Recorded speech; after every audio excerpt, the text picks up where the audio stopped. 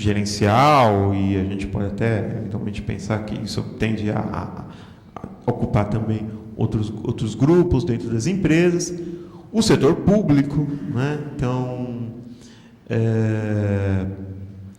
eu vou falar isso, estava logo depois, mas você tem vários projetos de políticas públicas de orientação profissional tramitando nas assembleias legislativas, câmaras de vereadores, no Congresso, o Executivo, que a gente percebe também um pouco uma diferença nisso, mas óbvio que um pouco menos frequente do que poderia ser, mas o Executivo também preocupado com isso, ou seja, o secretário de Educação, o ministro do Trabalho, também se preocupando em criação de políticas dessa área, né? Necessidade de criação de novas parcerias, né? Essa é uma questão, né, que as pessoas do setor público e do privado precisam construir parcerias para desenvolver esses programas. Eu lembro de uma disciplina que eu assisti, que eu acompanhei no doutorado, né? E aí é uma professora do Departamento de Medicina Preventiva aqui da USP, e ela teve uma fala que eu achei muito interessante. Ela falava, olha, as políticas públicas elas não têm uma racionalidade, né? O que ela queria dizer com isso?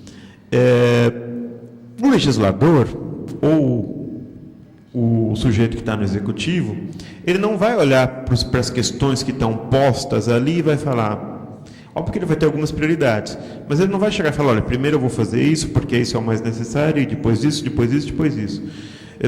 Tudo bem, ele pode ter uma ordem de prioridades, mas para desenvolver esses programas, ele depende do quê? De pessoal técnico, depende de pessoas que vão falar e comunicar para ele que tem essa necessidade, depende de tudo isso. Então, o que acontece? As políticas não têm uma racionalidade, não necessariamente são atendidos os principais problemas, mas as questões que estão postas na pauta. Então, se tem um grupo organizado que pressiona, vamos resolver esse problema, é esse problema que vai ter prioridade. Porque no Brasil a gente tem uma política muito boa, né, premiada mundialmente, historicamente, tal, de combate à AIDS, né, e de prevenção. Porque você teve um grupo que se organizou politicamente e que começou a pressionar Secretaria Estadual de Educação, da Saúde, Ministro da Saúde, nos níveis diferentes de governo, e a partir daí começam a surgir políticas. Agora, por que quem tem AIDS tem isso, mas quem tem diabetes não tem? Quem tem problemas cardíacos não tem? Porque esse grupo se organizou politicamente. Então, política pública não necessariamente tem uma racionalidade para ser implementada. Depende muito disso, da articulação política e social que as pessoas conseguem criar. E o Estado precisa dessas parcerias. O Estado sozinho ele não vai dar conta de tudo. Precisa de que a gente chegue e fale, olha, é importante fazer orientação profissional. É importante que a gente tenha ações dentro dessa área, né?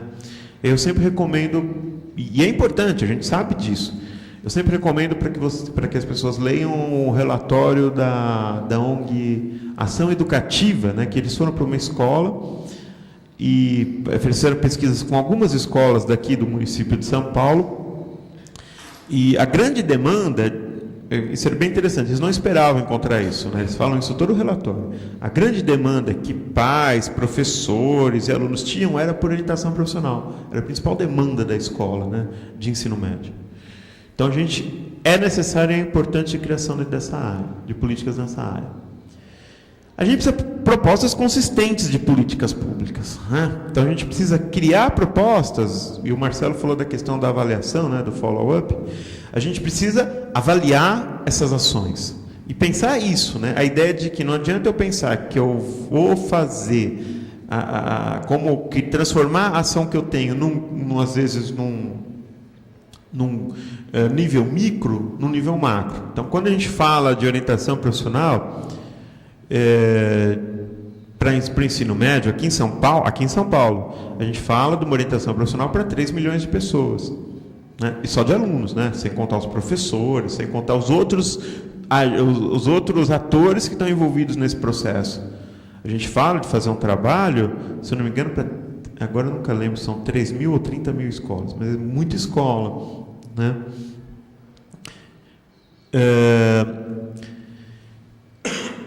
E aí se abre como necessidade, né, e como campo para a gente fazer esse trabalho, trabalhar com orientação profissional, as áreas de trabalho, educação, juventude, ação social, direitos humanos, né? Trabalho e educação são áreas mais clássicas. A gente, dentro dessa gestão, a gente conseguiu criar um convênio assinado lá com o Ministério do Trabalho para o desenvolvimento de ações. A gente conseguiu uma aproximação com deputados. A gente conseguiu uma cena dentro dessa área. A área de juventude, isso é uma coisa que está um pouco ainda... ninguém olhando muito para isso, mas é importante, eu acredito, a gente conseguir se aproximar também das políticas de ação voltadas para a juventude, porque agora estão sendo criadas políticas próprias para essa área. Então é importante criar diálogo também com a Secretaria de Juventude. De ação social, que também tem algumas ações aí sendo feitas, e na área de direitos humanos. Eu acho que a gente tende a afinar o nosso discurso, né, e pensar a orientação profissional como promotora de direitos humanos.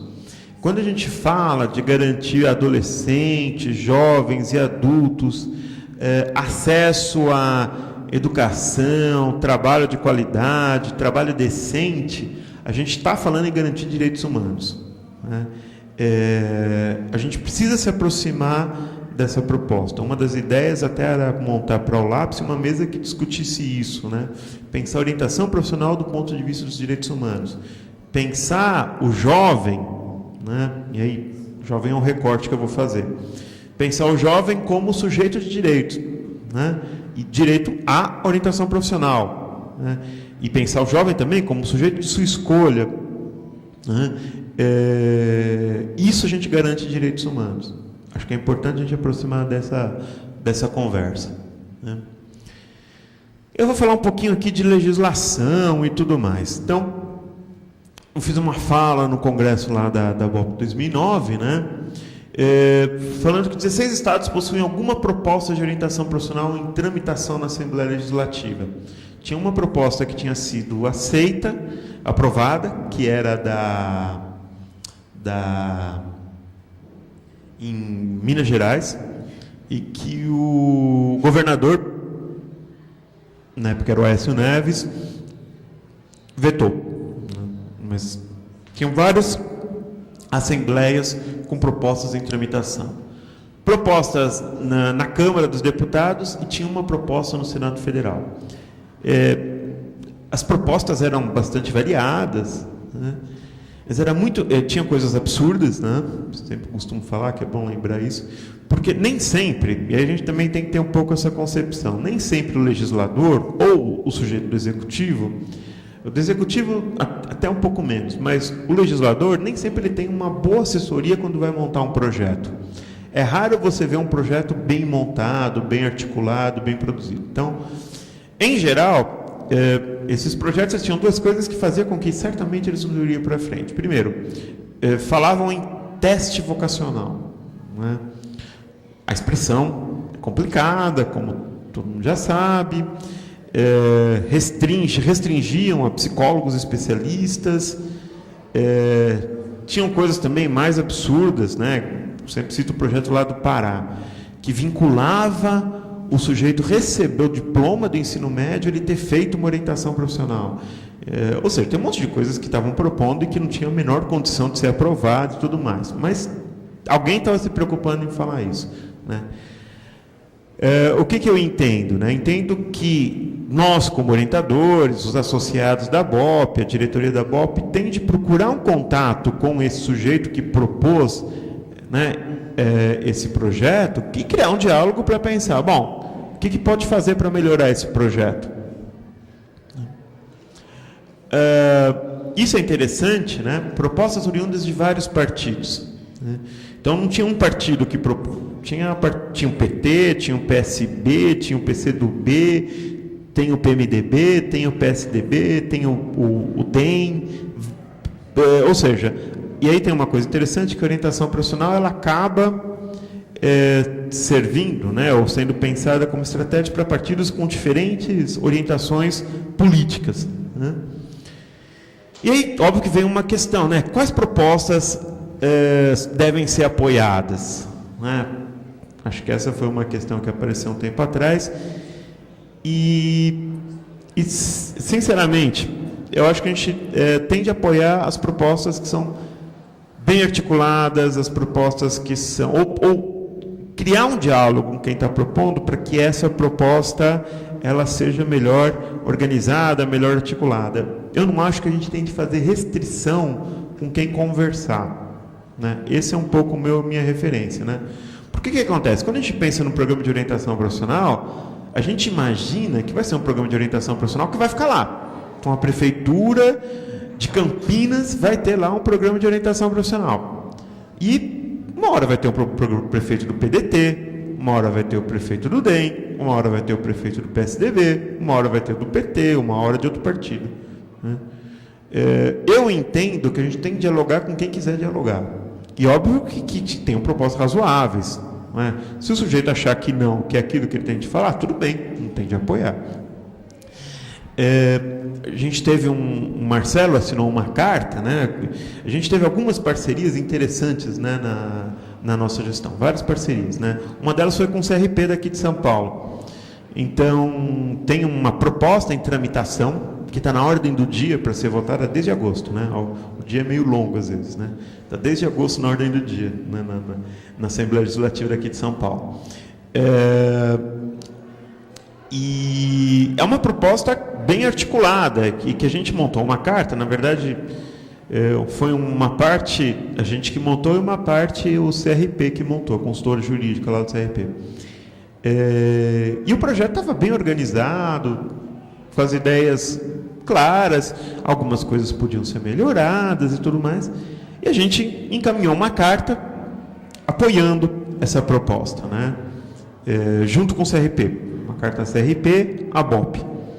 E foi muito interessante, porque a gente teve um bom retorno, e foi encaminhada essa carta para as lideranças dos partidos na Assembleia. E foi bem interessante, porque a gente teve um bom retorno dessa carta.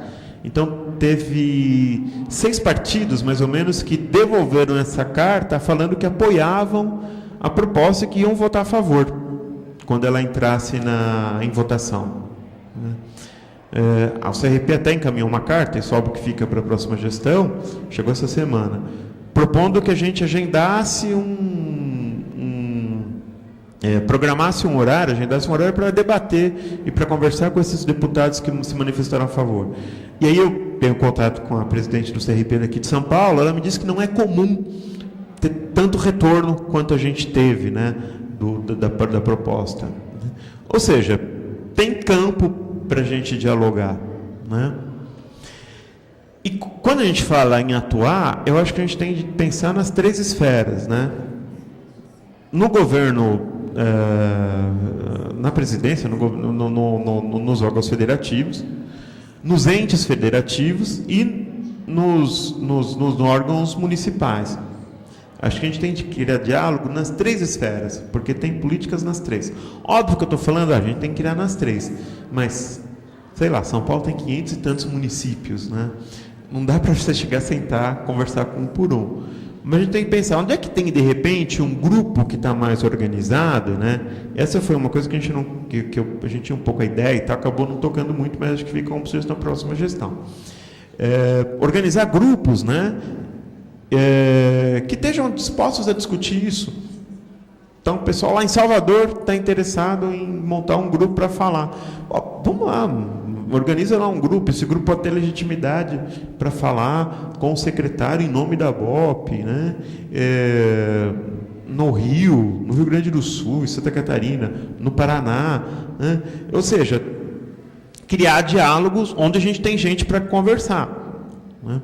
Eu acho que isso é importante, nas 3 esferas de governo, né? Isso aqui é só alguns projetos, né, que estão como teve coisa que eu até já comentei, né? Mas a Assembleia Legislativa de São Paulo, eu fiz essa pesquisa ontem, né? Então, tem esse PL, né, o PL 824 de 2008, que ele tem parecer favoráveis nas três. Por que acontece? Né? Um deputado ele vai lá, faz uma proposta, e aí esse PL, né, esse projeto de lei, ele é encaminhado para 3 comissões. No caso desse projeto de orientação: Comissão de Educação, Comissão de Orçamento e Comissão de Constituição e Justiça. E aí, as 3 comissões deram parecer favorável para esse PL. Ou seja, está na ordem do dia, vai ser votado. Tem apoio das bancadas.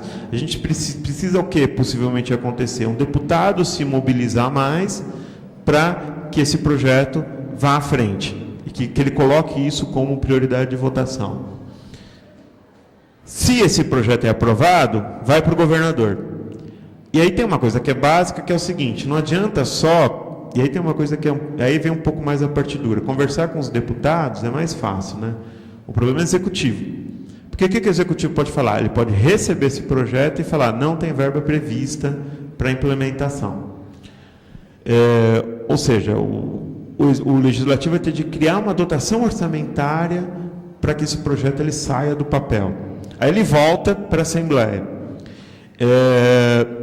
Então, o ideal é que um projeto ele esteja articulado no Legislativo e no Executivo, não fique só em um ou outro. Né? Então, tem que criar uma conversa também com quem está no Executivo. Né? E é legal, porque tem partidos da base do governo que estão apoiando esse projeto, ou seja, facilita o contato. Né? No Congresso Nacional, né, esse é novo, esse eu não tinha visto ainda, né? Você tem uma emenda que foi apresentada para o Plano Nacional de Educação, que é o Plano Nacional que vai dar diretrizes para a educação brasileira num período de 10 anos. E aí tem uma emenda de um deputado, não lembro qual era, que fala da criação de programas de orientação profissional. Então, o Plano Nacional de Educação é um plano que não importa quem assumir o governo, vai ter de olhar para aquilo e vai ter de dar conta. Óbvio que nem sempre dá conta, que nem sempre eles conseguem cumprir as metas que se propõem, mas é super importante a gente conseguir inserir a orientação profissional ou orientação vocacional no Plano Nacional de Educação. E tem lá uma proposta de emenda para o plano incluindo isso. É bem interessante. Esse outro PL, que também é novo, de oferecer orientação profissional para jovens em liberdade assistida, também é uma ideia, vira e mexe, aparecem projetos. Um outro PL que já está faz algum tempo em tramitação, ele foi encaminhado para as parcerias, para as relatorias para darem o parecer. Ele muda a LDB e insere a orientação profissional. E aí, esse também é uma mudança bem razoável, né? Muda a LDB 93/94 de 96, obrigando que as escolas públicas e privadas ofereçam orientação profissional.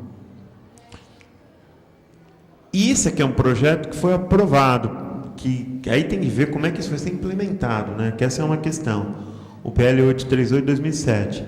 O orientador educacional prevê o orientador educacional nas escolas públicas e privadas, de ensino técnico, inclusive, ensino de ciclo básico e de ensino técnico, com mais de 300 alunos. E, basicamente, óbvio que isso possivelmente é questão de como é que isso vai tramitar para negociar. Basicamente, a função do orientador educacional seria fazer orientação profissional. Está descrito lá qual é a função desse orientador.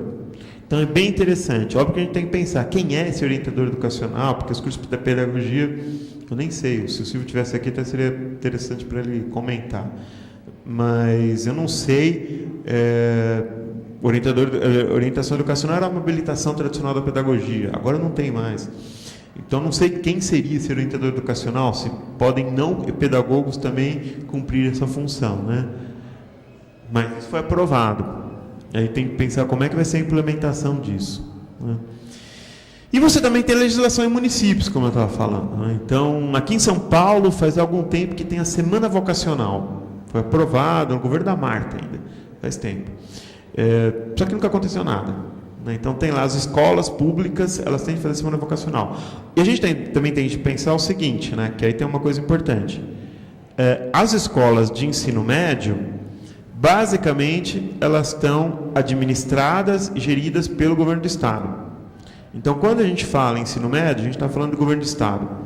Poucas escolas são administradas pelos municípios ou pelo governo federal, quase nenhum. O ciclo básico de educação, prioritariamente administrado pelos municípios. Óbvio que o Estado também tem um pouco, mas quando a gente fala de orientação nos municípios, em escolas, a gente está falando de ensino fundamental, né? Ciclo básico de educação, o ensino fundamental dentro do ciclo básico de educação, que envolve também o ensino médio. Em Cuiabá, isso é interessante, né? Para a gente ver como tem essa mobilização fora. Em Cuiabá, se criou uma lei que os alunos do último ano do ensino fundamental o Estado é obrigado a oferecer orientação profissional para os alunos do último ano do ensino fundamental. Pensando aí em escolha de curso técnico, inserção no mercado de trabalho, não se delimita como. Isso foi aprovado, o prefeito assinou, ou seja, está valendo já, né? Então é interessante ver que tem alguns municípios criando legislação, né? A área de trabalho, eu acabei não mencionando aqui, mas a área de trabalho, isso é uma coisa bem interessante para a gente. O espaço da orientação profissional na área de trabalho já está conquistado, já está lá. No PNQ, nos programas Pro Jovem Trabalhador, nos programas de qualificação e requalificação profissional, é obrigado a ter orientação profissional, né? A gente precisa, de novo, ocupar esse espaço das normas técnicas. No setor de reabilitação profissional do INSS, também tem um setor de orientação profissional. Conceição recebeu há pouco tempo uma equipe daqui de São Paulo que vai criar lá um programa de orientação profissional. Tem de criar, né, um programa de orientação profissional. Tem pessoas delimitadas e designadas para fazer essa função dentro do INSS, né?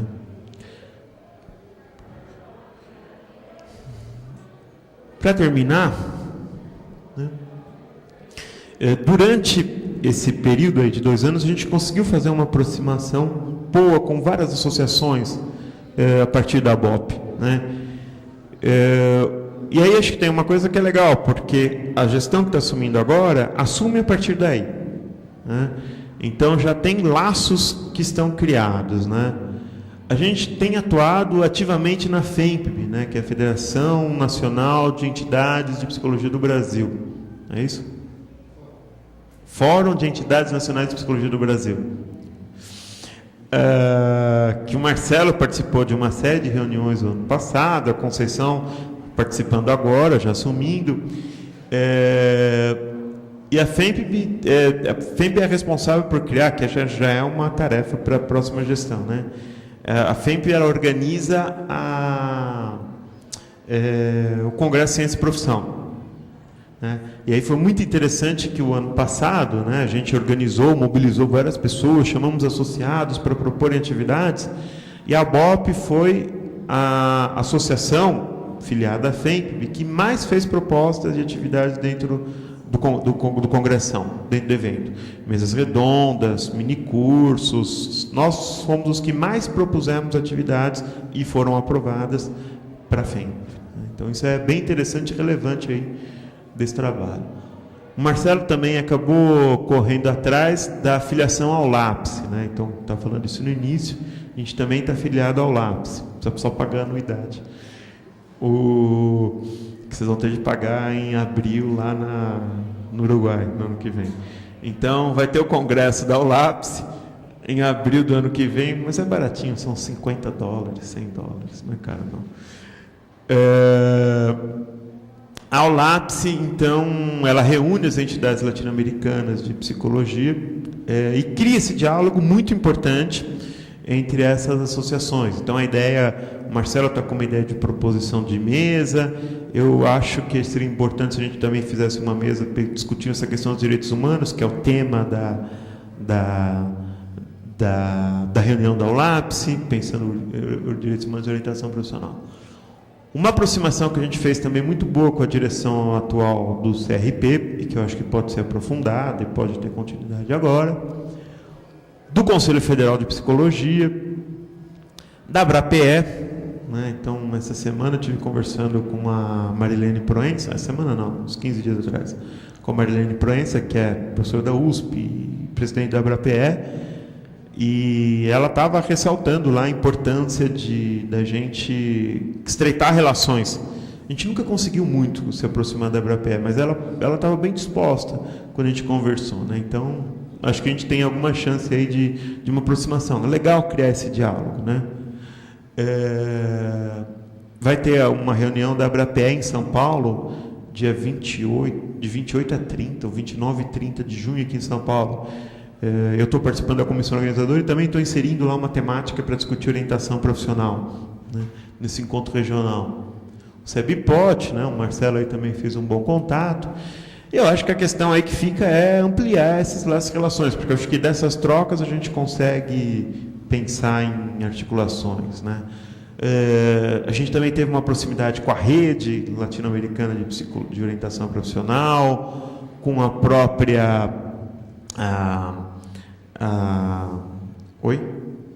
a IOSP, a IAEVG, a Associação Internacional de Orientação Escolar e Profissional. Então a gente conseguiu estabelecer algumas relações que estavam um pouco perdidas, né? A gente conseguiu dar uma consistência para isso. Acho que a gente precisa estreitar esses laços com grupos políticos e outros, né? Acho que a questão... A BOP basicamente é uma associação de psicólogos, né? Mas é importante que a gente não tenha contato exclusivamente com psicólogos, né? Na verdade, eu acho que a gente consegue, pensando em política pública, né, a gente consegue mais espaço para a orientação profissional se a gente não vincular isso exclusivamente à psicologia, né? Se a gente tiver mais educadores ou fizer mais contatos com profissionais de outras formações, né? Outras formações. Acho que a gente também tem que estar ligado, né, nessa questão da internacionalização da orientação profissional. O Marcelo acho que trouxe bem. Acho que a gente tem produzido conhecimentos no Brasil relevantes dentro da área de orientação profissional, na psicanálise sociohistórica, no construcionismo social mais recentemente, mas a definição desse avanço teórico, técnico, eu acho que só acontece na medida em que a gente conseguir também internacionalizar e trocar essas experiências, né? A gente tem muita coisa boa feita aqui, mas a gente precisa criar diálogo para melhorar. E acho que a questão básica aí, e aí eu sou muito otimista nisso, né? Comecei otimista, estou sendo otimista. É que nem sempre os frutos disso são imediatos. A gente também tem de aprender a ser otimista e ter uma boa tolerância com os resultados, né? Eu acho que a perspectiva de criações de políticas de orientação profissional de médio, algumas de curto prazo, outras de médio prazo, é muito boa, né? Tem uma sensibilização do legislador, a gente começa a perceber que tem uma sensibilização do executivo, a gente vê que tem mais gente se organizando para fazer isso, para procurar isso. Então, eu sou muito otimista com relação às criações dessas políticas públicas dentro da área de orientação profissional. Acho que a gente está saindo da gestão da BOP, né? Óbvio que vamos dar apoio para a próxima gestão, estou falando por mim, né? Mas acho que para o Marcelo também. A gente mantém um apoio para a próxima gestão, né? A próxima gestão assume já com coisas andadas, né? Coisas que a gente teve de construir nesses 2 anos. Tem problemas também, que vocês também vão ter de resolver, óbvio, né? Tem coisas que acho que não funcionam muito bem, como eu fiz, como a gente até comentou durante o próprio evento, né, no ano passado. Então, melhorar a questão da comunicação, acho que tem coisas que precisam acertar o rumo, mas a gente tem muita coisa encaminhada que dá para continuar e ampliar, óbvio que aí do ponto de vista e da referência de vocês, né? Vocês também vão receber uma associação com o que eu fui descobrindo que é uma coisa rara na área, né? Vocês vão receber uma associação com dinheiro em caixa, né? Então tem lá, não vi o saldo da conta ontem, mas tem alguma coisa como 65, 66 mil reais, né, para cuidar, para gerir essas coisas, né? Então acho que tem boas condições de trabalho aí para vocês, né? Bom, minha sala.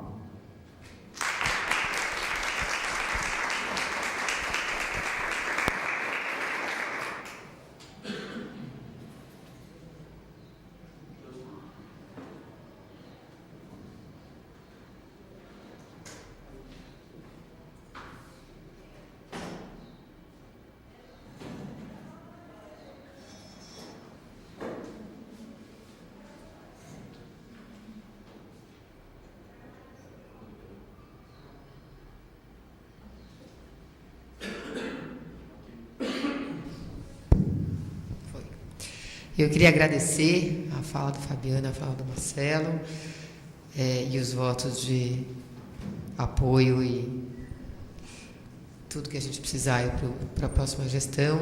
Eu queria avisar, quem precisar, deixa o papel ali, quem precisar de certificado de participação hoje, precisa mandar um e-mail para Alessandra no eventos@sedes.org.br.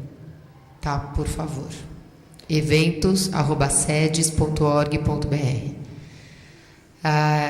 Antes de mais nada, eu queria comunicar, né, que o Dr. Silvio Bock e a professora Flávia Marques, que são membros da diretoria atual da ABOP, estão em viagem, né, da gestão 2009-2011 e não puderam estar presentes hoje, e que o professor Mário de Souza Costa também está, na verdade, num outro compromisso e não deve conseguir chegar a tempo aqui até a gente encerrar. E eu queria passar a palavra para o Marcelo para fazer a apresentação da nova diretoria, mas antes de mais nada, eu queria saber se vocês têm perguntas, vocês têm dúvidas, querem aproveitar para espremer os nossos palestrantes um pouquinho.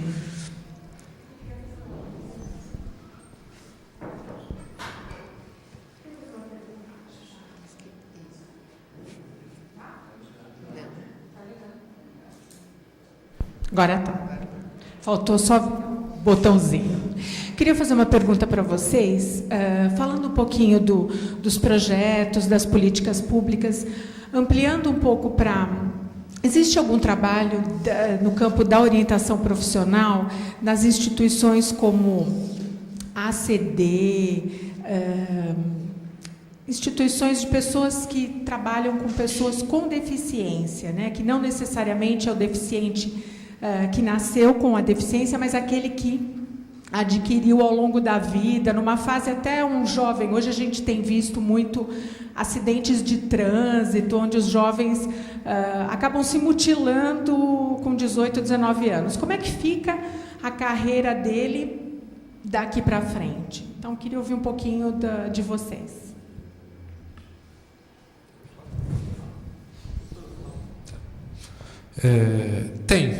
Tem trabalhos. A questão é assim, sempre que tem uma questão, qualquer grupo social, ou qualquer espaço, qualquer instituição pense em orientação profissional. Não necessariamente a pessoa que realiza sabe o que está fazendo, e não é porque uma deficiência, não, porque o que acho que não tem é uma coisa sistematizada. Então, você não tem um conhecimento sistematizado, produzidos quais seriam as especificidades do trabalho de orientação profissional com alguém que tenha deficiência. Você tem trabalhos, um faz aqui, o outro ali, o outro lá, como eu acho que não só a questão da deficiência, em todas as questões dentro da orientação profissional. Tirando o campo tradicional do jovem, do ensino médio para a universidade, os demais campos, eles estão pulverizados. Acho que isso é uma tarefa também que a gente tentou fazer, mas acho que precisa fazer mais. Aí não é só a BOP, acho que também as universidades e as pessoas que trabalham, de poder colocar essas pessoas em conjunto e produzir conhecimento em cima disso.